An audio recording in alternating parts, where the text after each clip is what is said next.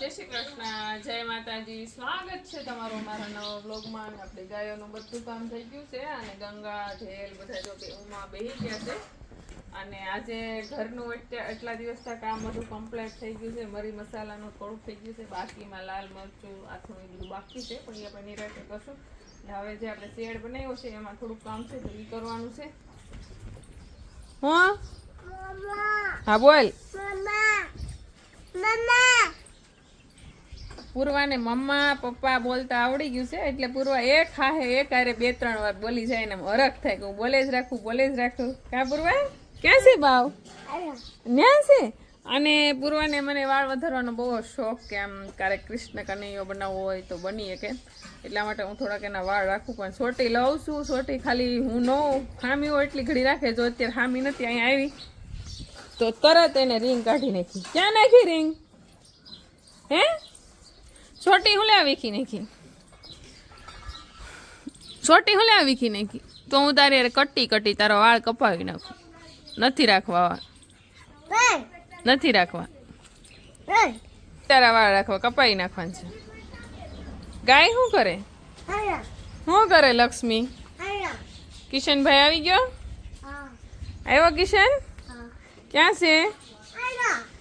ન્યા કોણ આવ્યું? કોણ? ભાઈ કે તો ભાઈ કે તો આવ્યા. સોટી વીખી નાખી પૂરવાય. કિશનભાઈ આવી ગયા છે કોમ્પ્યુટર કોર્સમાંથી. ઘર આપણે અહીંયા પપૈયાના છોડવા હતા, પછી જાંબુડો હતો, તુલસી હતા, એ બધું આપણે અહીંથી કાઢી લીધું છે. કારણ કે હવે અહીંયા બાજુમાં ઘર અને ઢાળિયું બે પાસે ભીનું રહે અને નાના છોડ હોય એટલે કંજર જેવું થાય, એટલે ગરમીને લીધે કંઈ પણ જીવજંત્ર એ પડ્યું રહે એટલા માટે એ બધું લઈ લીધું છે. અને તુલસીમાં મેં ગોળામાં વાવી દીધા છે. અને આ બધું લોખંડ હજી પડ્યું રાખ્યું છે થોડુંક, કારણ કે અહીંયા પાઇપ મુકાવવા પડશે દાદરે અને ઉપર ઢાંકણ બનાવવું પડશે. અને આજે આ જેટલું થાય એટલું તો આપણા ઠેલિયું બધું મૂકી દઈએ, એ કામ કરી નાખીએ. અને કામ તો જોઈ તો કોઈ પાર જ નથી. આમ કહેવાય ઉનાળાનો લાંબો દી. અને તુલસીમાં મેં જો અહીંયા રોપી દીધા છે, હવે ઉછરી જાય તો સારું. અહીંયા થોડુંક સાયા જેવું વાતાવરણ રાખ્યું, તડકો બહુ પડે એટલા માટે. એ પાંદડા જો હુકાવા મળ્યા ગરમીને, એટલો તડકો ને એટલી ગરમી પડે છે. બાકી આમ નવી કોળ આવી ગઈ છે મસ્ત.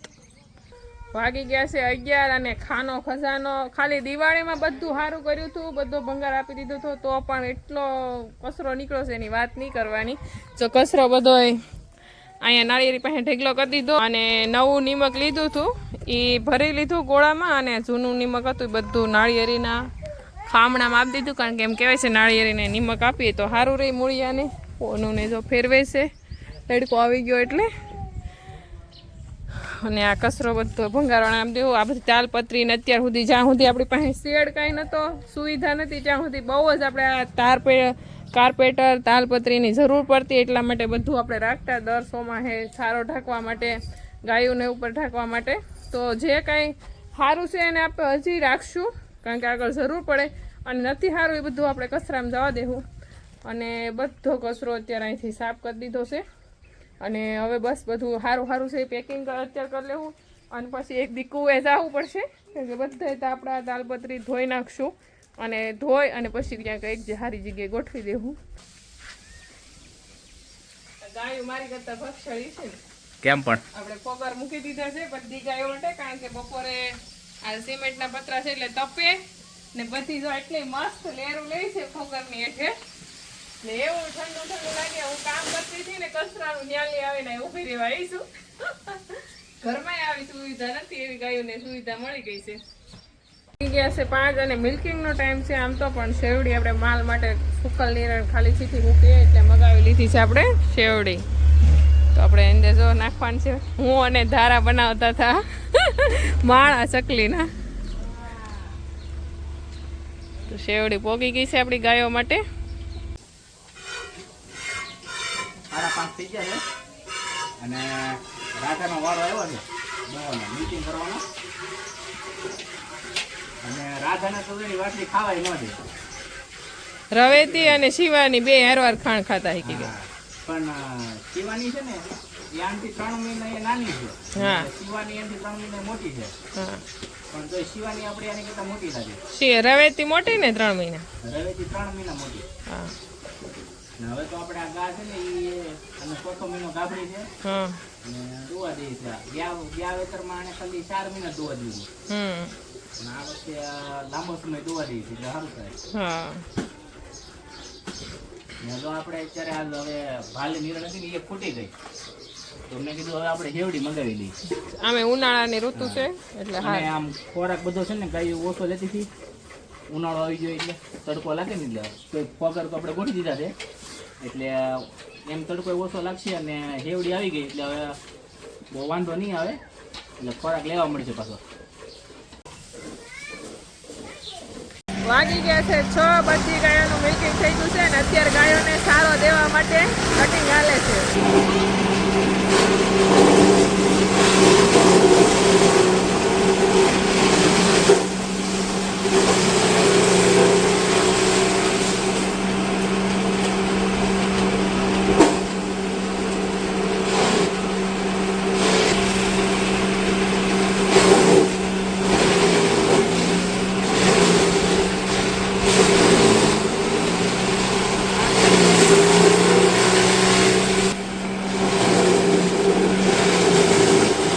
બધી શેવડીની સામું જોઈ અને ઊભી છે કારણ કે એને ખબર પડી ગઈ કે આજે મીઠું મીઠું ખાવાનું મળશે શેવડી એટલે બધી શેવડીની સામું જોઈને ઊભી છે.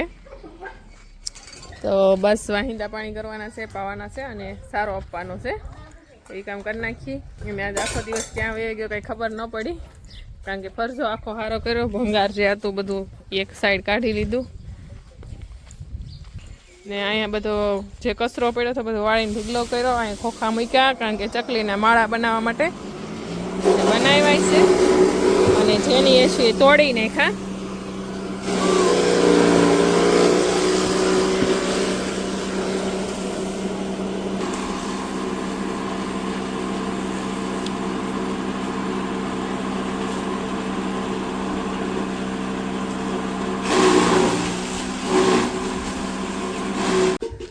અત્યારે તો 6:45 થઈ ગયા છે અને હેવડી આપણે ગાયો હાટું લાવ્યા ને તો બધા ખાવા મળ્યા છે. તો બધા હેવડી ખાય છે. કેમેલા ગાયોની હેવડી ખાઈ રાખો હું. ઉનાળા એટલી મીઠી લાગે ગળે ગળે અને બહુ મસ્ત હેવડી છે. પૂરવા ખાય છે કે પૂરવાય ખાય છે. બધા હેવડી ખાય છે. બાકી તમે અત્યારે બધા ખાવ છો ને પછી કોઈ શાક કે કઈ ખાઈ નહીં, કોઈ તીખું લાગશે. મને શાક ભલે નહીં ખવાય તો હાલશે પણ હેવડી ખાઈ લી ખરી બેહીને. ઠીક. અત્યારે ટાઈમ મળે તો જેની તો ફેવરેટ છે હેવડી. હે જેની આ બધા હેવડી ખાય છે ને તો ધારા વી ગયા આખી ભાણીબેન. કેમ આગાવી ગયા? હે ધારા શું કામ? હું શું હે હું શું ધારાને કાંઈ નથી જોઈ કે મારે હેવડી ખાવી. હાલો તમે પણ બધા આ ઉનાળા ચૈત્ર મહિના તડકાની શેવડી ખાવા અને ગાયો તો ખાય પણ ભેગા આપણે બધા ખાવું ના. જો વાળી સવારે સારું કર્યું હતું ત્યાં અત્યારે રેડી કરી દીધું. ઠીક. પૂર્વાન બધા ખાય છે હેવડી. બા તમારા દાદાજી કામ કરે છે હેવડી ખાવામાં? હે ખાઈએ કો દાંતનું હાવ હારું, બાપાનું નથી હવે દાંત. ઠીક. તોય બાના દાંત તો ઘણા પડી ગયા ખબર? બાને વાગ્યું તો એટલે પડ્યા ને કે દાંત ન પડે. માથામાં લાકડું વાગ્યું હતું ખબર? 60 વર્ષની ઉંમરે હાથે શેવડી કોલીને ખાય. વાહ સારું કહેવાય ને. હું કે પૂર્વા અરે યશવી હે દારા એકલું થોડું મજા આવે. એવું નહીં, એને ખેતર ને એવું વાતાવરણ હોય તો બહુ ગમે એમ. આવું લીલા ઘાસા એને હું ઘરે ને એવું કઈ જોવા ન મળે એટલે એ કહે છે કાકા મામી કે અત્યારનો સીન કેટલો મસ્ત લાગે એમ. ને એમાં ઉનાળામાં બધું લીલું લીલું હોય ને